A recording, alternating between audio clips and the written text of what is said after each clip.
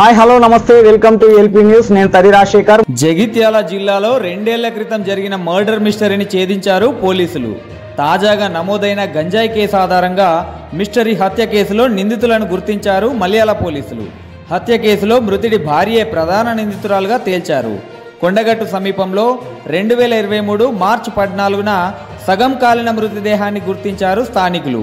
గుర్తు తెలియని వ్యక్తి అనుమానాస్పద మృతిగా కేసు నమోదు చేసి దర్యాప్తు చేపట్టారు పోలీసులు. కొద్ది రోజుల తర్వాత వైద్య పరీక్షల్లో పురుషుడు మృతదేహంగా తేల్చారు డాక్టర్లు. ఆత్మహత్య లేక హత్య అనేది తేలకపోవడంతో అప్పట్లో ఈ కేసు మిస్టరీగా మారింది. వారం రోజుల క్రితం జగిత్యాల జిల్లా మెట్పల్లి పట్టణంలో గంజాయి కేసులో 3 వ్యక్తులను విచారించారు పోలీసులు. వీళ్ళే కొండగట్టు సమీపంలో వ్యక్తిని హత్య చేసిన హంతకులని, భార్య ప్రధాన నిందితురాలని విచారణలో తేల్చారు పోలీసులు.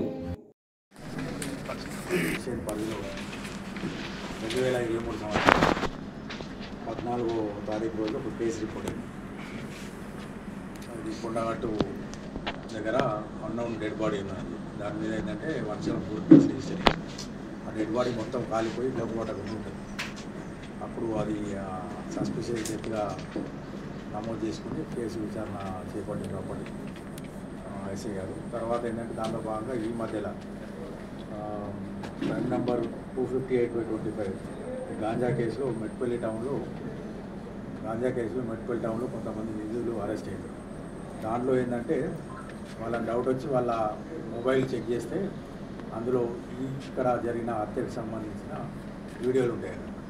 దాంట్లో ఏంటంటే దాని ప్రకారం మొత్తం 6 నిందితులు కలిపి అతన్ని చంపినట్టు తెలిసింది. ఇప్పుడు ప్రజెంట్ ఇప్పుడు మన ముందర ప్రొడ్యూస్ చేసిన ఆమె సింగం సంధ్య, ఈమె A1 అంటే మృతుడి భార్య అన్నట్టు.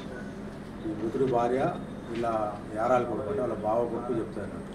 కారణం ఏంటంటే ఈ మృతుడు అనేటప్పుడు బాగా తాగి వచ్చింది, బిడ్డను ఈమెను కుటుంబ సభ్యులను హింసించడు, డబ్బులు లాగొట్టడు, శారీరకంగా మానసికంగా హింసించి జీనాహారం చేసి దాని పరీక్షలకి ఏంటంటే బిడ్డ పెళ్లి చేస్తామన్నా కూడా ఒప్పుకోలేదు.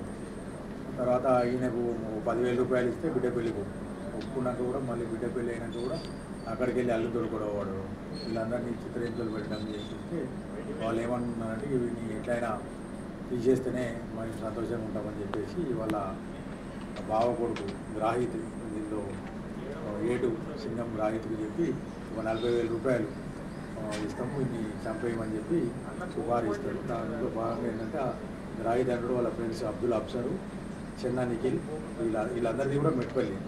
వీళ్ళ సహాయంతో మళ్ళీ ఈ భవన్ అంటాడు బైక్ థెఫ్ట్ ఆపేటాడు. ప్రజెంట్ చెంచల్ కూడా జైల్లో వీళ్ళు మరియు ఉన్న సంధ్య మరియు వీళ్ళ యారాలు మమత, సింగం మమత వీళ్ళందరూ కారు మాట్లాడుకొని ఇక్కడికి వస్తున్నారు. ఈ మమత అనడం ప్రస్తుతం చనిపోయింది. ఈ మన A3 మన మర్డర్ కేసులో చంపేస్తారు గతంలో. ప్రజెంట్ అప్పుడు వచ్చేసి ఏంటంటే అతన్ని తాగిచ్చేసి బాగా తాడుతోటి వైర్తోటి ఊరేసి మొత్తం టీవీ దాని గ్లాస్ తోటి బాగా గొడ్డు పోసి అవన్నీ వీడియో తీసుకొని కాలబెట్టేసి గుర్తుపట్ట కూడా కాలబెట్టేసి వెళ్ళిపోయింది. ఇప్పుడు మెట్పల్లి టౌన్లో మొన్న గాంజా నిందితులు అరెస్ట్ అయ్యింది. A22 A4 వాళ్ళు అరెస్ట్ అయినప్పుడు వాళ్ళ ఫోన్లు చెక్ చేసి తెలిసిన క్రమంలో ఏంటంటే ఇదంతా బయటకు వచ్చిందని తెలిసి నిందితురాలు ఇప్పుడు వచ్చి ఇక్కడ పోలీసులకు సరైన దాని మీద ఆ కేసు రీఓపెన్ చేసుకొని ఈ హత్య కేసును మళ్ళీ విచారణ చేయించాము. ఇప్పుడు ఎవరైతే ఈ A22 A4 ఈ 3 ఏంటంటే మెట్పల్లి పోలీస్ స్టేషన్లో గాంజా కేసులో అరెస్ట్ అయ్యి జైల్లో ఉన్నారు. వాళ్ళను PT వారెంట్ మీద ప్రొడ్యూస్ చేసుకొని ఇక్కడ తీసుకొస్తాము. తర్వాత మళ్ళీ ఎవరైతే బైక్ థెఫ్ట్ భవన్ అని ఉన్నారో వారు చెంచల్ కూడా చేస్తున్నారు. అతను కూడా కోర్టు వారి ద్వారా PT వారెంట్ మీద తీసుకొచ్చి ప్రొడ్యూస్ చేసి ఈ హత్య కేసు మీద ఛార్జ్షీట్ దాఖలు చేయడం జరుగుతుంది. బయటపడుతుంది పర్మనెంట్ క్లోజర్ కాదు కదా, టెంపరీ సార్. ఇక్కడే కాలబెట్టారా? కాలబెట్టి ఇప్పుడు ఈ టవర్లోకి సిగ్నల్ డంప్లో కూడా ట్రేస్ కాదు. అప్పుడు అతన్ని నంబర్ వేస్తే సీజన్ సార్ ఒక చిన్న డౌట్ సార్. అడుగుతే ఏంటంటే వాడు తాగి ఎటు పోయిందని చేసిన వాళ్ళు మిస్సింగ్ కేసు